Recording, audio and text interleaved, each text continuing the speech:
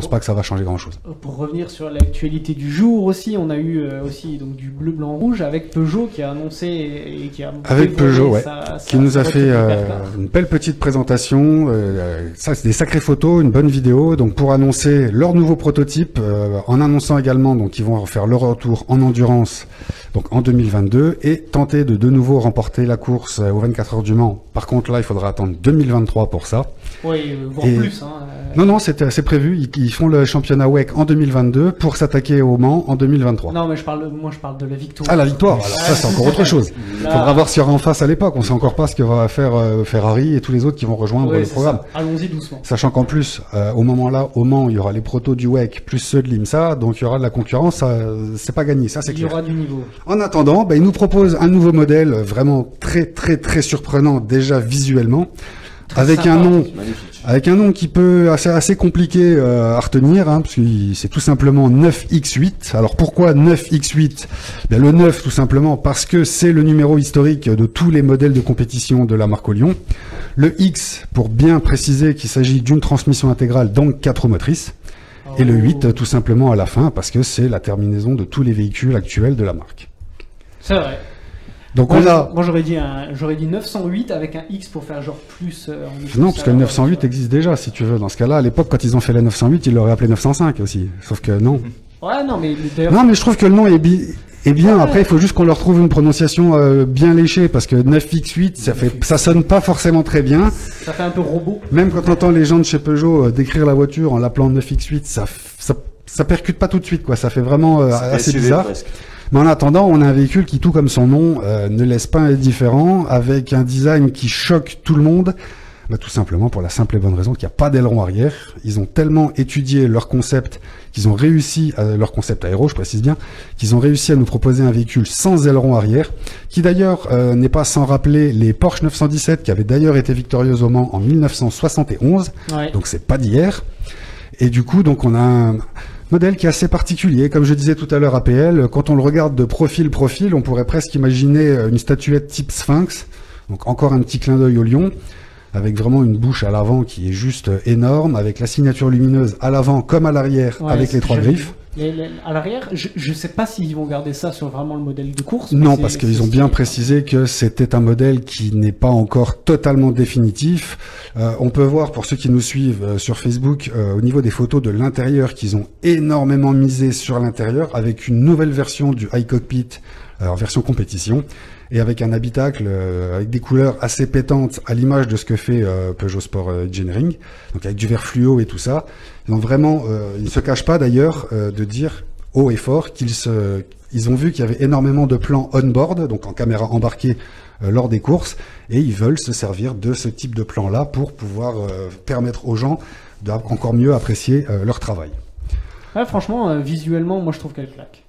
Ah, elle est pas vilaine, ça c'est clair que voilà, ça donne envie. Ça donne envie de voir en mouvement. Je pense que c'est encore un peu prototype et que je pense que la voiture finale sera peut-être un petit peu moins sexy quand même. Moins sexy, je sais pas, mais peut-être plus conventionnelle sur certaines choses, sachant qu'elle est déjà, comme ils l'ont dit eux-mêmes, notamment le responsable du design, assez proche de ce que sera la version définitive. Ils ont simplement expliqué que leur travail aéro, selon eux, n'est encore pas suffisamment poussé, n'est pas au niveau où c'est que eux souhaiteraient être.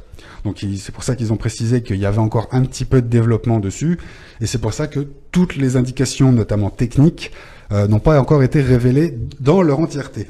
Mais du coup, ils ont quand même révélé une bonne partie des caractéristiques techniques du véhicule. Alors là, accrochez-vous, alors on est sur un véhicule d'une longueur de 5 mètres, donc c'est quand même pas rien. On a une largeur de 2,08 m, donc ce qui est quand même assez imposant, mais en même temps c'est dans les normes des véhicules de cette catégorie-là, pour une hauteur de 1,18 m, c'est vraiment pas très haut, et un empattement qui lui est à 3,045 m, pour être très précis. Donc on a quand même une sacrée barquette, un truc bien statutaire, bien imposé, mais qui, quand on le voit notamment sur le plan du dessus, on voit bien toute la fluidité de la ligne aérodynamique. Il y a vraiment un gros travail qui a été fait de ce côté-là, on peut pas leur enlever. Ils ont vraiment bien fait leur devoir. Ensuite, pour ce qui est motorisation, donc on a une motorisation hybride, bien entendu. Donc on a un powertrain qui représente à peu près 680 chevaux, donc ils annoncent 500 kW, composé donc d'un moteur thermique, un V6 2 litres 4 biturbo, couplé à une transmission séquentielle à 7 rapports. On aurait pu penser qu'ils auraient fait comme beaucoup une boîte à 8 rapports, mais ils sont restés sur du 7, je pense certainement pour peut-être un petit peu mieux exploiter la puissance dans les hauts régimes, notamment sur les longues lignes droites aux 24 heures du Mans. Ouais. Plus de consommation aussi. Après, il faudra voir ce que ça va donner avec le fameux moteur électrique qui, lui, sera situé. Donc, c'est vrai que j'ai pas précisé que le moteur thermique sera essentiellement situé sur l'axe arrière. Et pour l'axe avant, il y aura un moteur électrique d'une puissance de 200 kW. Et on aura apparemment des batteries selon les dires de Peugeot, encore une fois, c'est eux qui l'annoncent, donc ils vont pas dire qu'ils font de la merde, on va dire. Hein. Ouais, ça. Donc selon eux, ce sont des batteries haute densité de 900 volts qui ont été développées en partenariat avec Peugeot, avec l'autre partenaire que l'on peut voir affiché sur le véhicule qui est Total Energy, et également Saft, qui apparemment ferait partie de Total Energy, mais j'avoue que j'ai découvert le nom aujourd'hui et j'ai pas eu le temps de chercher les informations qu'il y a là-dessus. Et bien entendu, tout ce qui est lubrifiant pour les huiles, les choses comme ça, seront fournis également par leur partenaire Total. C'est historique. Ouais. Bien entendu. Forte. En tout cas, sacrée voiture. Enfin, historique non, parce qu'en 95 c'était Esso, mais entre-temps ça a changé. Donc, Mais là par rapport à la consommation, voir si ils vont utiliser des systèmes comme le KERS, notamment pour... Non, je crois que déjà, ce que je peux dire, c'est que le moteur électrique qui sera à l'avant, c'est sur un système MGU, donc comme on peut avoir en Formule 1.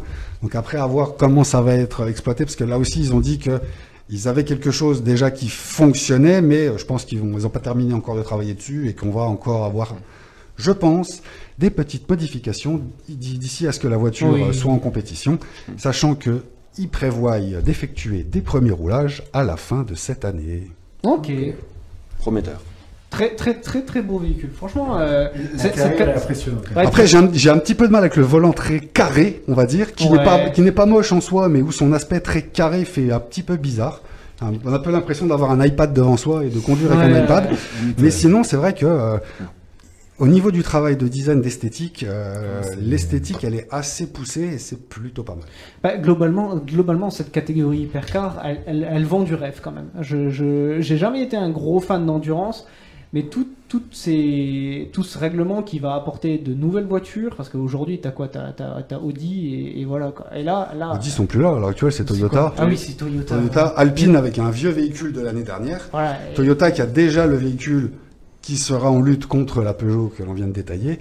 Et puis, il y a encore la Scuderia Glickenhaus qui a encore un peu de mal avec leur voiture pour la développer à la métropole. Alors que dans 1 ou 2 ans, on aura beaucoup plus de marques. Ah oui, là, il y aura du monde là. Des véhicules qui sont plus proches, même si voilà, là on a encore... Déjà des constructeurs de renom qui savent faire des voitures de compétition.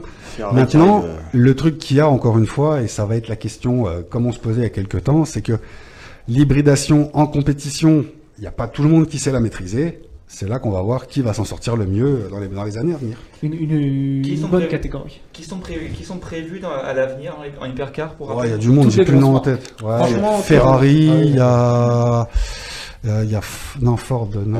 Aston est sorti là aussi. Il y a Aston qui va venir avec la Valkyrie normalement. Il n'y a pas Bentley qui doit arriver Bentley, je crois qu'il se concentre pour le moment sur le GT3. Alors on va faire une petite recherche. Après tout, on est en 2021. Aston et Ferrari, j'avais vu, j'étais bien au courant en effet. Non, franchement, il va y avoir du monde parce que c'est surtout pour Le Mans qu'il va y avoir du monde parce que dans le WEC, tu auras, je crois, 4 constructeurs et tu en auras 4 ou 5 en IMSA. Sauf que quand ils vont aller au Mans, avec ces nouvelles réglementations-là, tu auras tous les véhicules en même temps, aussi bien de l'IMSA que du WEC. Donc ça peut être sympa. Un classement commun pour. C'est ça qui est bien. En gros. Je ne suis pas bien l'endurance, je ne suis que les 24 heures du Mans, j'avoue.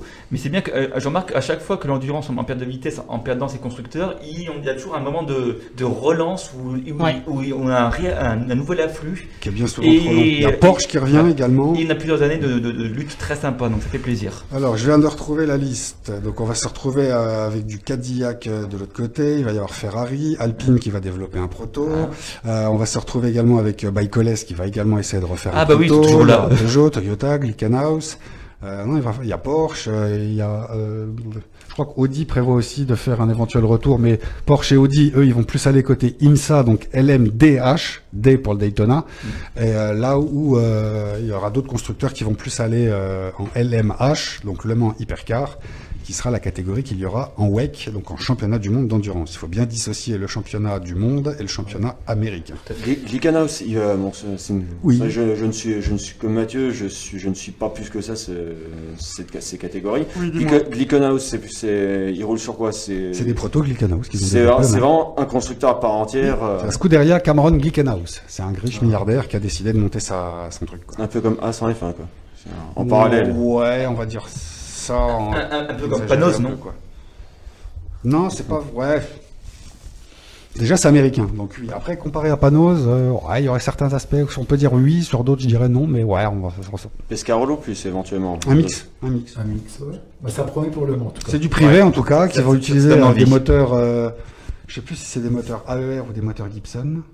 Mais ils viennent avec leurs protos qu'ils ont développés eux-mêmes, leur châssis, tout ça. C'est vraiment une catégorie intéressante. Déjà qu'on ait un nouveau constructeur qui vient de nulle part comme ça, rien que ça, c'est une curiosité intéressante. Tant qu'il y a de la bagarre, comme il y avait à l'époque où on avait Porsche, Toyota et Audi, ça peut déjà être très très bien. Tout à fait.